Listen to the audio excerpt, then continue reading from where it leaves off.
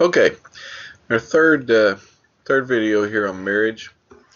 We're going to continue with these 9 psychological tasks that show up in most good and healthy marriages. Third thing here is to embrace the tough job of parenting. Of course, everybody doesn't become a parent, but it is one of the foundational roles of most marriages, and so one of the things that most happy, healthy marriages have done is they've figured out how to be decent parents if they have kids. Um, Parenting can influence your marriage, certainly, for the good and for the bad. If you're really bad at parenting, it's going to cause conflict in your marriage. If you have a really faulty marriage, it's going to cause conflict in your parenting. So most of the time, those two things kind of go hand in hand.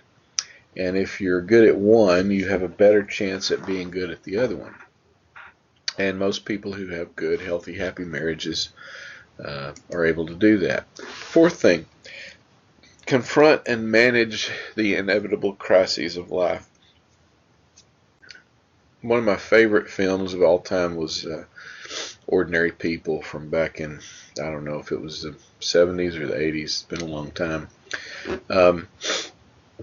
But toward the end of it, as this couple's, the main couple in the film, their marriage is breaking up, and they've lost one child to a tragic accident, and then they've almost lost a second one to suicide attempts over guilt related to the first one.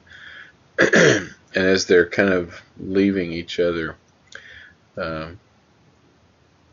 the wife looks at the husband and says, "What happened? I don't understand what happened." And the husband says, "There was mess, and you can't stand mess, or you can't handle mess." You have to be able to handle mess to be in a relationship with anybody, certainly to be in a marriage, and certainly to be part of a family. People that look for perfect and look for everything to be sweet and wonderful all the time are always seriously disappointed. And they don't make good marriage partners. They don't make good parents. They don't make good friends even. So good relationships in marriage, like everywhere else, tend to be able to deal with crises, to manage the hard times as well as the good times, because they are inevitable. Good marriages also create, and these are related, of course, create a safe haven for the expression of differences, anger, and conflict. There's got to be a place in everyone's life where they can gripe, where they can throw a little bit of a fit, where they can complain about their boss, about their extended family, whatever. Marriage provides that. Now, there's a place where you can cross the line, where if you come home and you gripe about the same thing every day for months and months and months, your spouse is maybe at some point going to get sick of it and say, "Look, I'm tired of hearing about this. You've got to figure out how to fix it." But in general, we've got to have that safe place where we can express ourselves, where we can express when we're hurt, when we're upset, when we're angry, when we're frustrated. And marriage is supposed to be that. I'm supposed to be that for my wife. She's supposed to be that for me. And we can't abuse it, but we're supposed to be that for each other. Establish a rich, pleasurable, and protected sexual relationship. Now, sexual relationships, like marriages, come in all forms and all styles.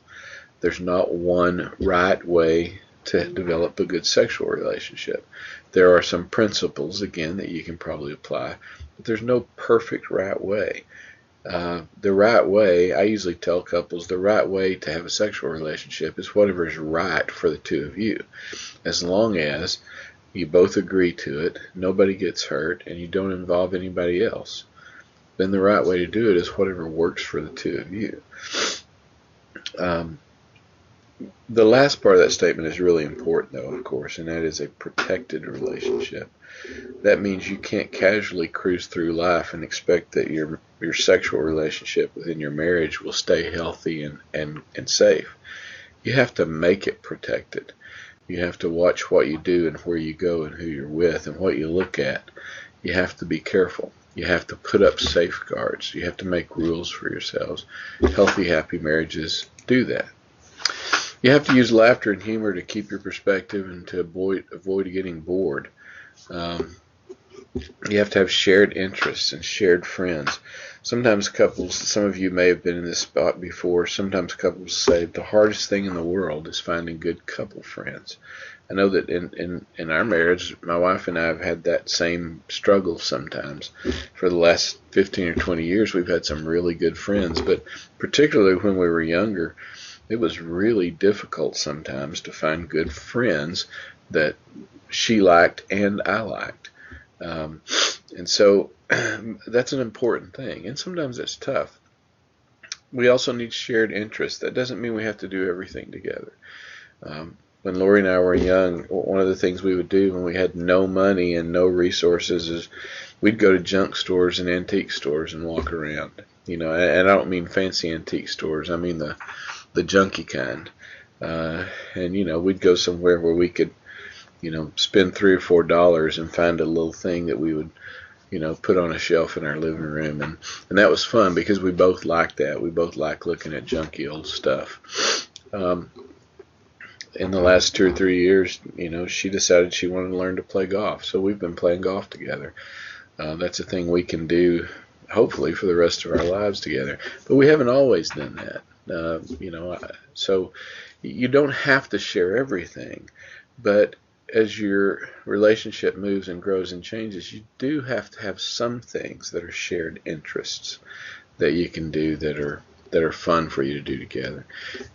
People that are healthy and happy have some level of humor in their relationship. It doesn't mean you have to be terribly funny, but it means you need to be able to laugh at yourselves. You need to be able to laugh at things together. And it helps if you have a sense of humor so that you can understand that you can't take every single thing that happens so terribly seriously. You have to lighten up sometimes. Good marriages provide nurturance and comfort for each other. That seems like it might be something that's kind of a given, but the truth is some people don't comfort each other and don't nurture each other very well. Things are going to hurt. Things are going to happen to us. Kids are going to disappoint us. Parents are going to die. All kinds of things can happen in a relationship, and we have to be that person that comforts and nurtures our spouse, that helps them through the hard times that may not be hard couple situations, but may be hard individual situations. Good marriages help us through those. Last thing on their list, good relationships, good marriages seem to keep romance and idealized images alive while facing the realities of the changes that come from time. That means basically that in good, healthy marriages, we seem to still kind of be able to look at that person. Even though they're older, they don't look the same, they're maybe not as healthy, they're maybe not as physically attractive as they used to be, but we can look at them and we can still see that person that we fell in love with. We can still see that this is the most important person in my entire world. So we're able to hold on to a little bit of that romantic imagery, that ideal that we feel about that other person, in spite of the fact that we change and we grow and we're not exactly the same as we were 30 years ago or 20 years ago. You can go too far either way, of course. If you romanticize and idealize too much, then you're not living in the real world. On the other hand, if you just only think about the realities that occur over time, then sometimes maybe you're missing a little bit of that passion and romance that helps good marriages feel good over time and stay a little bit passionate and romantic, even though our bodies and sometimes even our cognitive abilities change. Okay, I think we'll stop right there and come back and do another one.